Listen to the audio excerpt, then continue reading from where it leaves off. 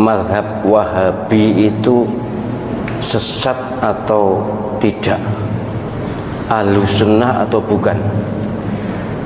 Ya begini, ini sebenarnya sudah pernah saya terangkan ya, mungkin tidak menonton YouTube atau belum diunggah, saya lupa, tentang Wahabi. Pertama yang harus diketahui, Wahabi itu ada dua macam. Ada Wahabi Khawarij, Abdul Wahab ya, bin Sulaiman, itu Al-Khariji, Khawarij, itu yang sesat karena mereka mengkafirkan kita semuanya.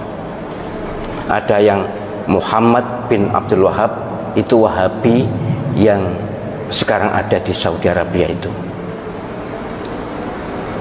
memang zaman tahun 20-an 30-an itu ketika Wahabi atau pemerintah Saudi baru terbentuk, mereka kerjasama dengan ulama Wahabi, itu keras sekali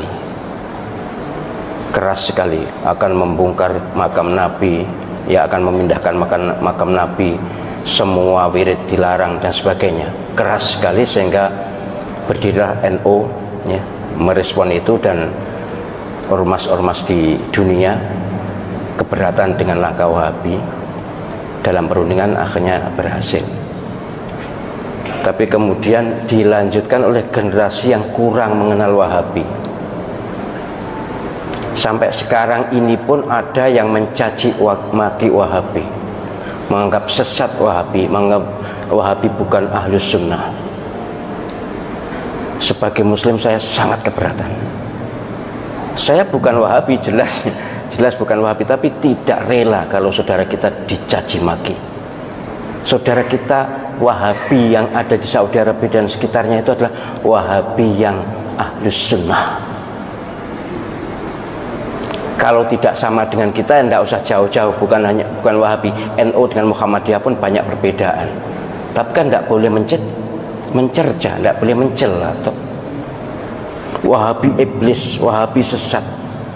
Panjenengan pernah haji atau tidak? Pernah umroh atau tidak? Mustahil Allah Subhanahu wa ta'ala rela Masjidil Haram dan Masjid Nabawi diimami oleh iblis. Imam Masjidil Haram, Imam Masjid Nabawi, salah satu guru Al-Quran saya adalah dari Masjid Nabawi. Itu adalah orang-orang soleh, orang-orang baik. Wahabi mereka, pasti Wahabi mazhab akidahnya, tapi mazhab fikihnya Hambali. Jadi kalau mengatakan sesat, bahkan ada yang Wahabi itu ciptaan Yahudi. Benci ya benci, tapi jangan ekspresif dan jangan keterlaluan. Panjenengan nanti akan malu di depan Allah SWT.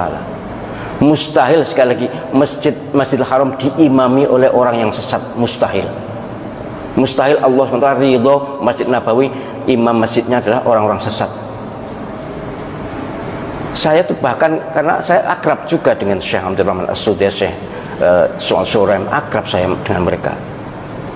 Mereka tuh bahkan dalam persepsi saya orang yang paling awal masuk surga di antara orang yang hidup sekarang ini.